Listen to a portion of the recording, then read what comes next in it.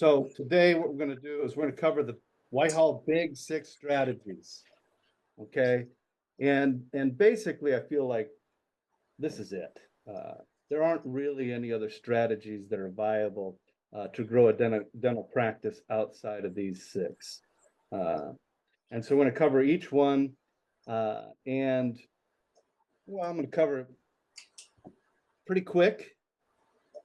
Now each strategy, there's always more to it. It's not as easy as it sounds when I lay them out, but you've got to know these like the back of your hand, because this, like I said, is it. There's only six main ways. This is the Whitehall Big Six.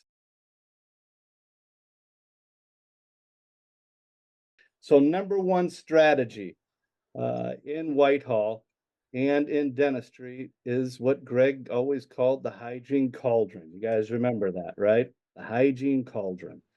This means you grow hygiene and it grows your restorative dentistry. And there's a ratio I want you to remember, 80-20.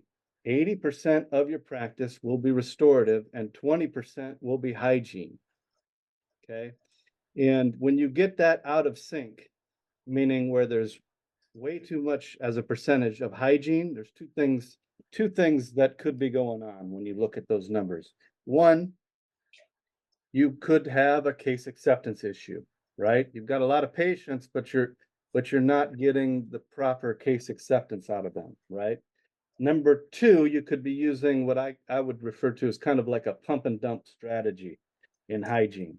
This is where you artificially pump your hygiene numbers up by selling a bunch of stuff in hygiene.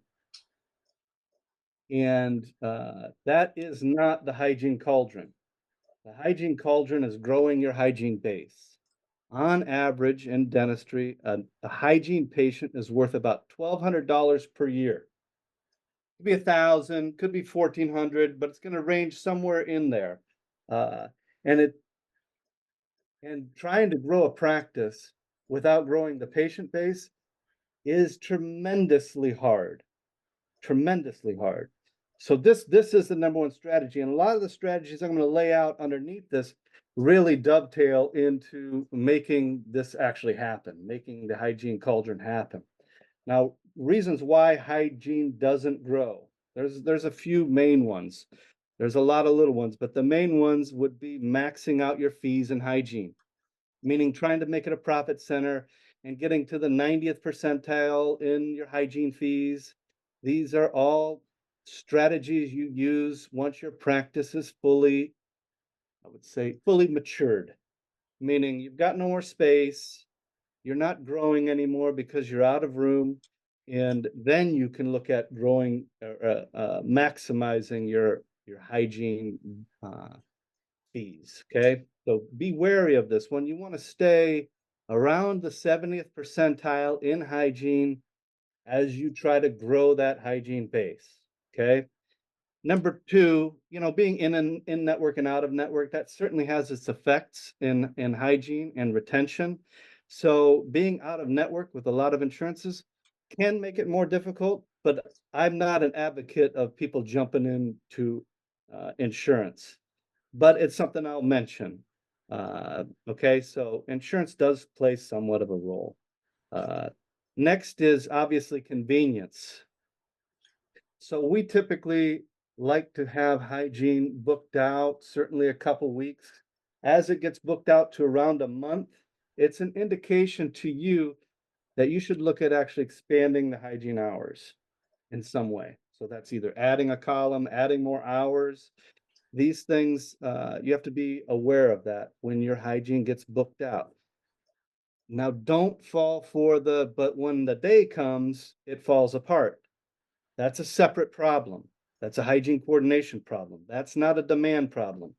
Demand is, it's full for a month, but when it falls apart day of, that's a hygiene coordination issue, which we'll talk about here in a minute.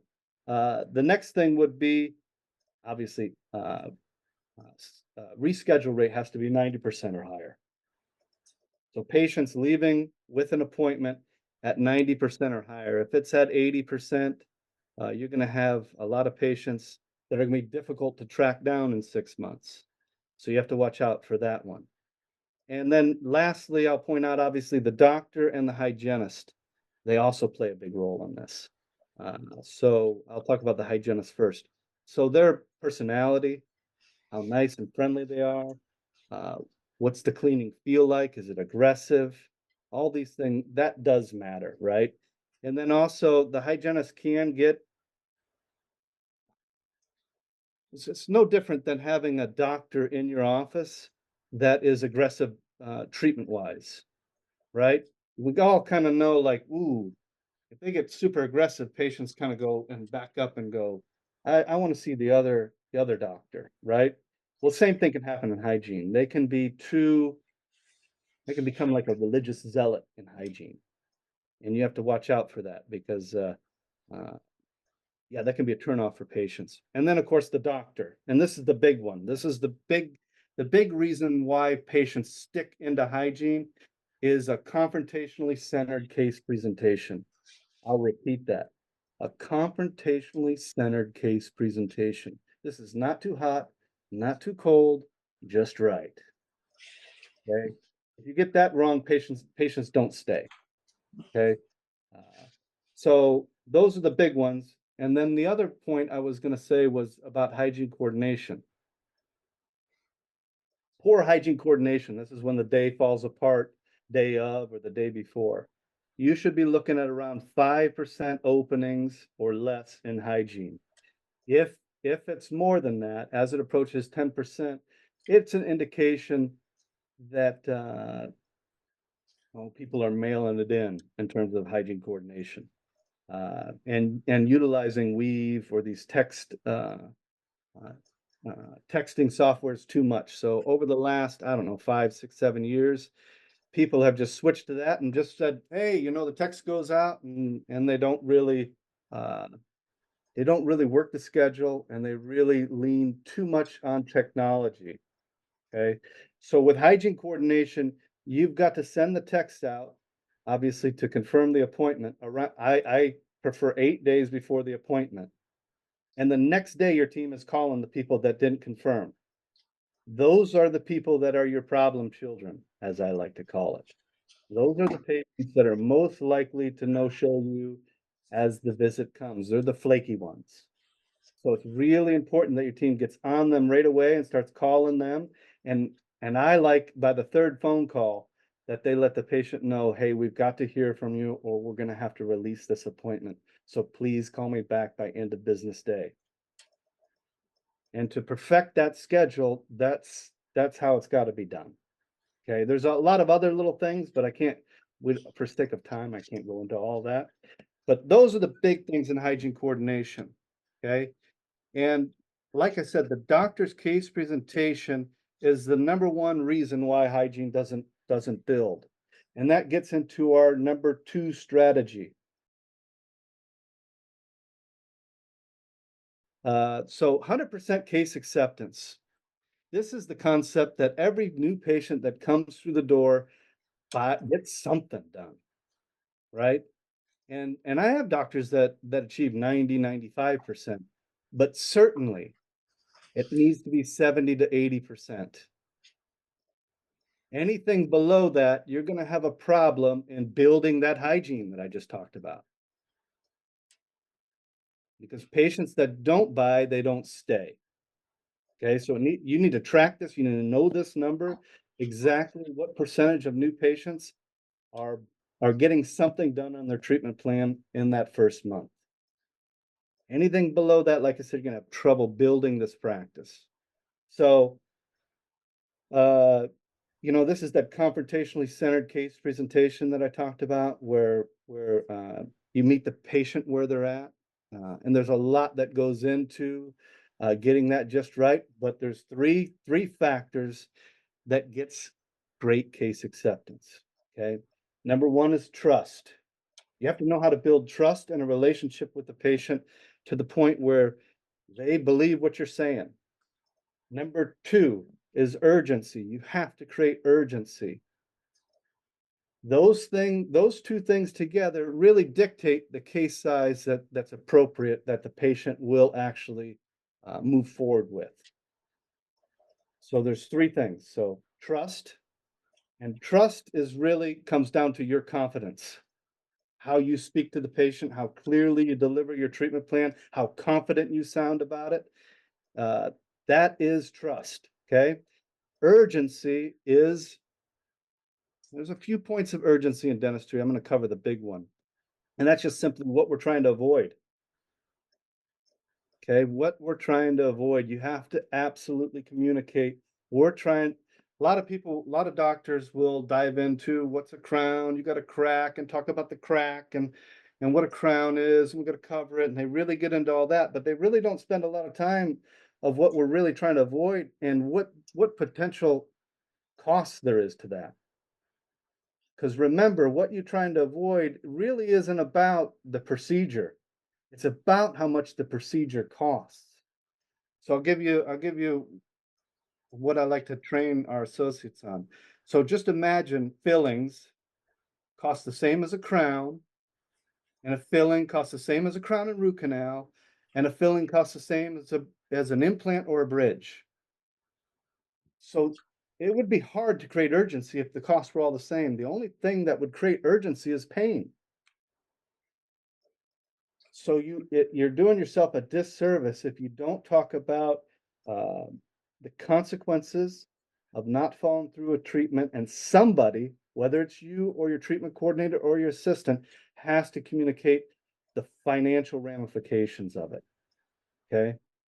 When you get into things like large cases and full mouth rehabs and really smile makeovers, if you will, where we're dealing with a life-changing event, urgency is not created here in talking about consequences. They've been avoiding dentistry for decades, really. So you can't build urgency saying, oh, you need to do this now. They've been avoiding it for years. So it's terribly difficult to build urgency this way. So you have to really focus in on with these patients an emotion. There's a feeling that they want to have that they're not having now. Okay. So that's their urgency. They finally came to this chair because there's a feeling about their smile and maybe their breath. There's something that's driving them to be here because of a feeling that they're not having and that they want to have. That's the urgency on larger cases. Okay. And those two things together, so trust and urgency, dictates really how much dentistry should be presented as phase one. Okay. You get that right, and you'll get 70-80% case acceptance. Without it, when you get into like 40% case acceptance, I see that a lot. 40% case acceptance, you will not see hygiene build. Okay. And there's something you all should go do from this meeting. You should go see new patients between 13 and 14 months ago and see how many of them got a cleaning over the last 3 months. That's your retention rate. So if you saw 30 new patients during that period, what would be considered good is around 60%. So say 18, 20 patients should have stayed in the practice and actually got a cleaning. Anything below that number, and you're going to see it's going to be terribly difficult for you to build your practice. Terribly difficult. Because like I said, everything really revolves around building hygiene. There's a few strategies in puffing up case acceptance, uh, but it can come at the detriment of building hygiene. As you try to really get new patients to actually do more on that first visit, the less likely they are to do it, less likely they are to refer, and the less likely they are to stay. Okay. So I want you guys to be I want you to make sure you're looking at this number, that you're hitting 70-80%. Okay. The other thing you should be looking at is how much they spend in that first visit. Anything less than 1,000 is a problem. So you should track your new patients and how much they spend that first month. And you should be looking for a number north of 1,000 on average, including all the zeros, including all the patients that got to go home and think about it, right? So if you saw 10 new patients, let's say 6 bought, how much did the 6 buy? Did they buy $10,000? That would be $1,000 per new patient, right? That's the number you're looking for. Okay, so 100% case acceptance definitely works into our strategy in building this practice. So you've got to make sure you're doing that. Okay. The next strategy is the staff-driven practice. Okay, so a lot of people, I'll say this. When I was a kid, I'd go fishing with my dad, and I'd throw it out there, and I'd be like, how do I know I got a bite? How do I know I got a bite? I think I got a bite. It's just water, and your kids will do that to you. Maybe even grandkids will do that to you. And my dad said to me, "You will know when you got a bite. It's unmistakable." When you've actually built the staff-driven practice, it is absolutely unmistakable. You should feel like the energy for hitting production should come from your team, not you. So most of you, it's the other way around. All the energy, all the thought, all the worry is coming from you to hit numbers on a daily basis, not your team. And flipping that script, it's difficult to do. I'm going to talk a little bit about it, but that is the strategy, is to get the team's energy, not your energy. We've had your energy, and it's exhausting. You guys all know that. It wears people out when it's coming from one source, right? And so the staff-driven practice. So there's a few factors. So number one is not getting the bonus right. So that's the number one thing. There's got to be something in it for them, something that motivates them. Now we've talked about bonuses in the past, and I'm not going to bore you with that, but you have to get a bonus that they feel like they can achieve. We like it on a daily basis, not monthly, where they can achieve it, and that motivates them. It's enough of a dollar amount where they actually will get in the fighting chair and fight the fish, to use the fishing analogy again. Okay, so that is number one. Number two, you've got to create a leadership structure where you put your key players, your A players, in leadership spots, and really develop their management skills, and also reward them a little bit better than you do your regular team. Some of the past problems with bonuses is, only 2 or 3 people are doing all the work and everybody else is freeloading off of it. And that discourages the couple that are actually the drivers. And then pretty soon they're like, well, I'm doing all the work for everybody, and they just kind of give up. So you've got to create that leadership structure that we talk about in Whitehall, where you have a front desk leader, you have a clinical leader. If your practice is big enough, then you have a we don't call them office managers, we call them CAs, we call them clinic administrators. So you have a clinic administrator, a front desk leader, a back office leader, a clinical leader, and then possibly, usually we use the clinical leader as the hygiene leader as well. But there are practices that hygiene gets big enough where we actually do name somebody in hygiene. Okay. So creating some kind of structure where people can move up in the practice. And if it gets big enough, then you name seconds in commands. Okay. So so that's part of it. But then the other part that I see where a lot of doctors shoot their own foot in this process is the doctor's leadership. So, or the lack thereof.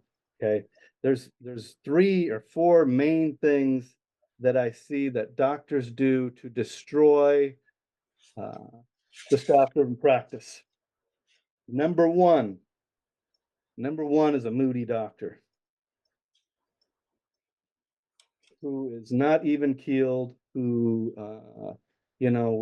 where their temper or their mood is up and down, and the team really doesn't know how you're going to react to things, and you're not even keeled, you're not stoic, you're panicked all the time.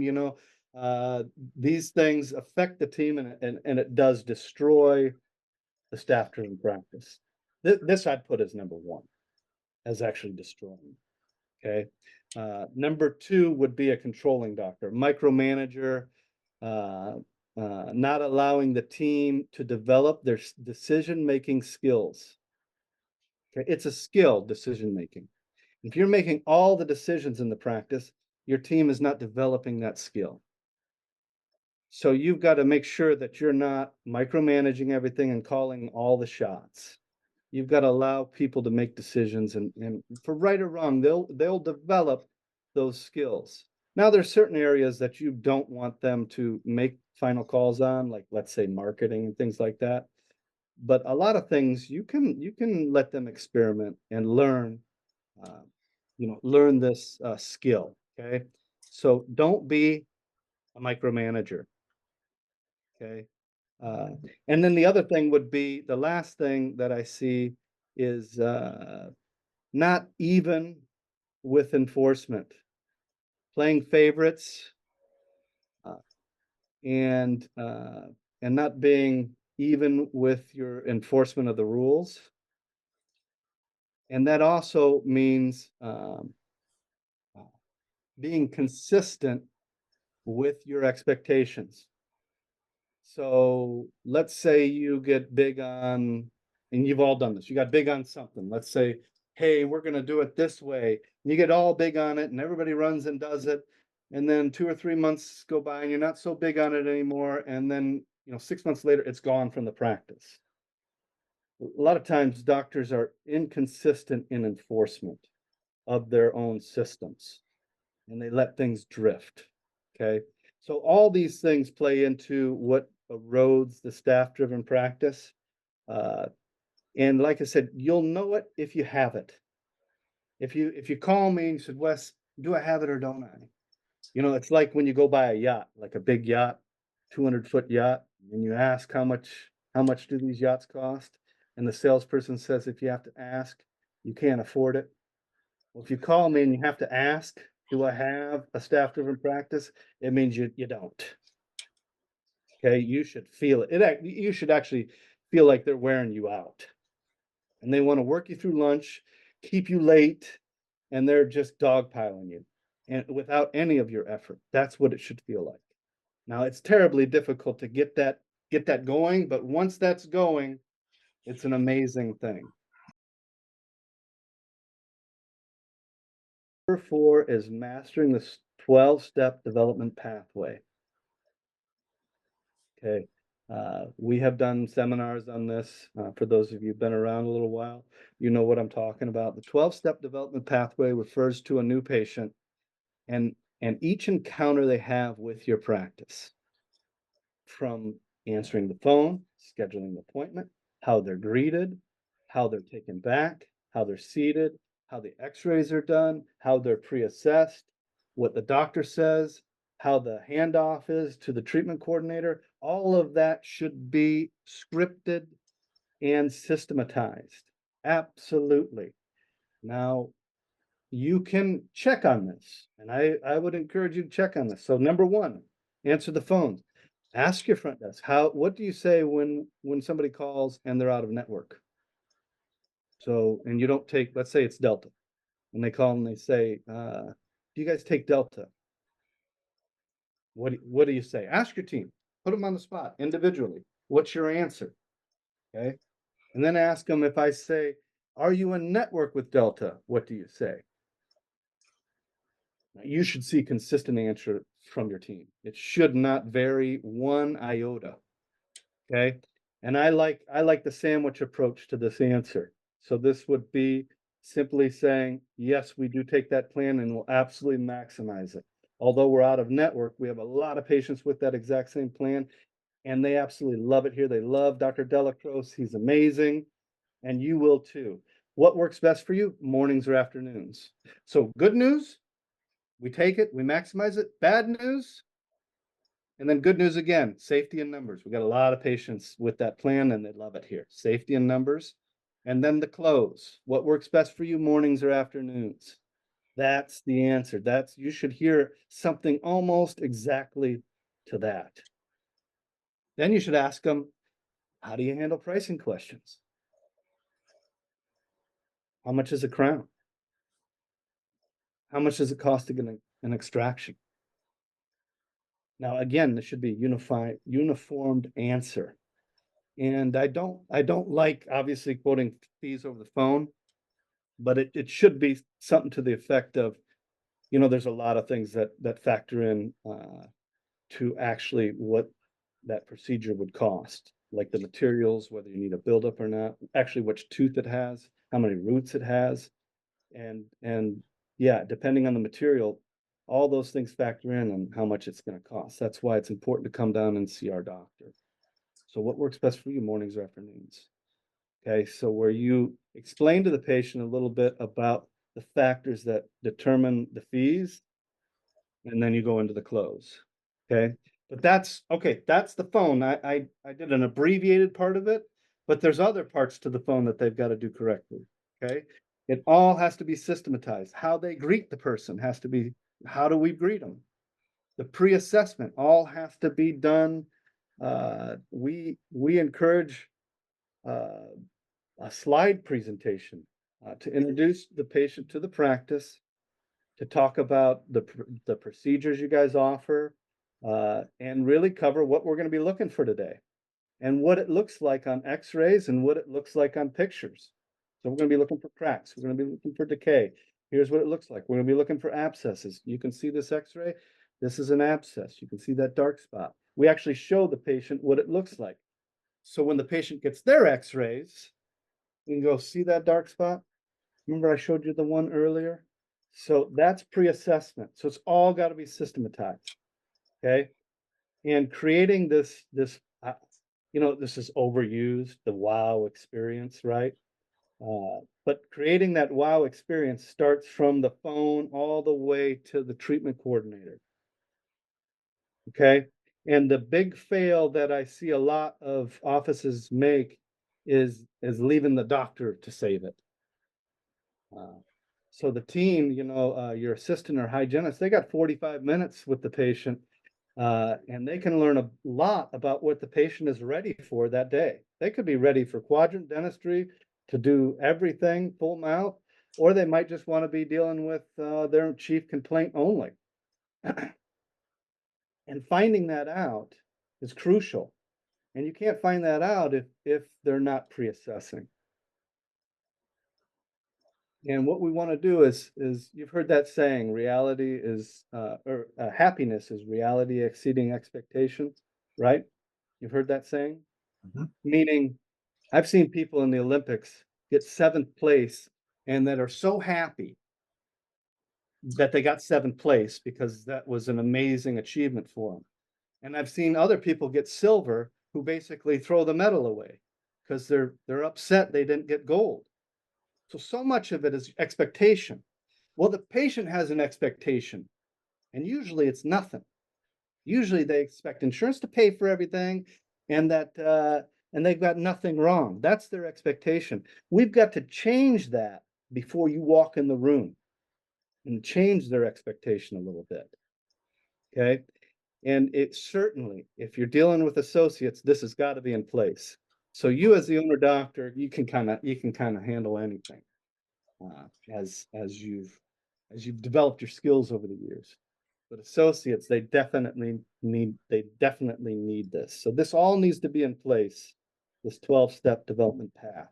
Okay. That's strategy number 4. So so you got hygiene cauldron, 100% case acceptance, staff-driven practice, 12-step development path. So if you do the 100% case acceptance, the staff-driven practice, and get the 12-step development path correct, that leads to patient referrals. Those are the big things. You get those things right, people go home and refer. And you should be looking for a referral rate at least 40% of your patients should be coming from referral, and at least 20 a month should be coming from referral. If you're below one of those two numbers, it is indicating that you are, well, it could indicate that a lot of people are kind of upset about the practice. The lower that number gets, if you're getting 12 referrals a month or 10 referrals a month, It means that a lot of patients are a little bit upset. So how they were greeted, how they were talked to on the phone, could be you, could be the hygienist. Somewhere, the team was not friendly, so when I say the staff-driven practice, when you get that going, the energy is different in the practice. And that energy is infectious, not only to other team members that come in, but also to the patients. They feel that. They feel like that the team wants to be there. They love what they do. And the patients feel that and they go home and refer. If you've got those three things going, 100% case acceptance, the staff-driven practice, and the 12-step development path. Okay. All right. So strategy number 5. Y'all should know this one at same-day service. This is creating a culture of today, not tomorrow. We ask everybody, would you like to stay and get that done today?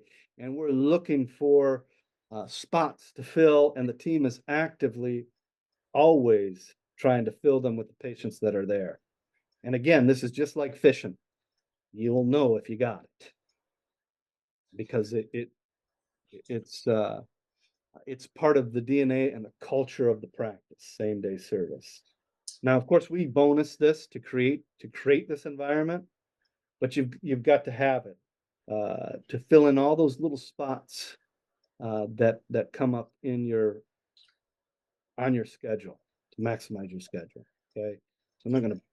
Everybody should know that strategy. We've talked about that a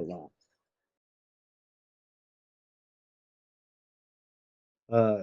Okay, and last one, number 6, and this is the one that all doctors fall for, is the big case strategy. Meaning I'm gonna sell bigger case, I'm gonna present bigger treatment, the big case strategy. Everybody kind of innately wants to go there, right?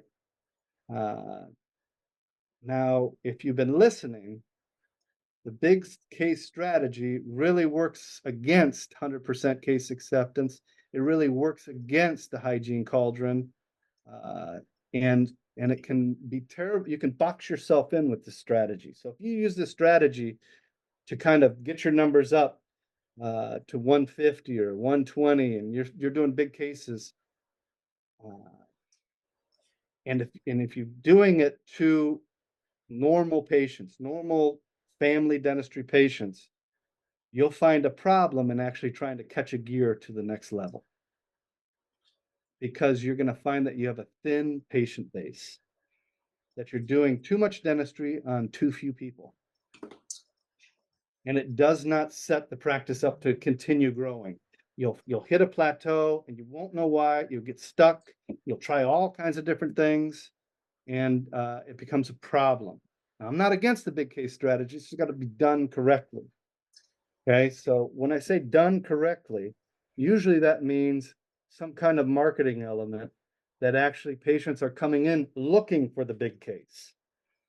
So they're looking for all on 4, all on X, or whatever they're calling it now. They're looking for sedation. They're looking for cosmetic dentistry. They're looking for for something in this big case realm, right? That is definitely a strategy. I don't recommend doctors having it be their only strategy because marketing comes and goes. So if this has been your strategy, you can have good months, bad months, marketing changes, and it could take you 4 or 5 months to figure it out where the patients are at and to get that going again. So be wary there. Okay.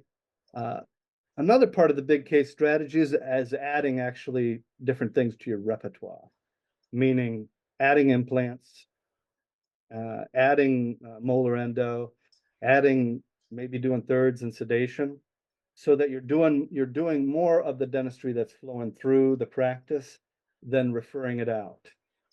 So this is not taking somebody and selling them, $30 or $40,000 worth of dentistry, and every patient that comes through the door is $10,000, $15,000 treatment plans. That's not what I'm talking about. This is still using 100% case acceptance, which is tell them what they need and happily give them what they want. So if they want one tooth done, fine, let's do it. If they want three, if they want quadrant dentistry, great, let's do it. You have to incorporate that into your big case strategy, or else you will stop the growth of the practice. You'll have a kind of that pump and dump strategy where you'll get a nice pop of your practice, but it'll plateau and you won't know why. Okay. This is it. This is the big six. There are really no other strategies that I'm aware of that really can drive a practice to $5-6 million a year. Everything revolves around these strategies and perfecting them. And usually you've got to get 2 or 3 of them working together for the practice to really take off. Okay, so it doesn't mean you have to do them all, but usually you have to get a couple of them really, really working for it to really lift the practice.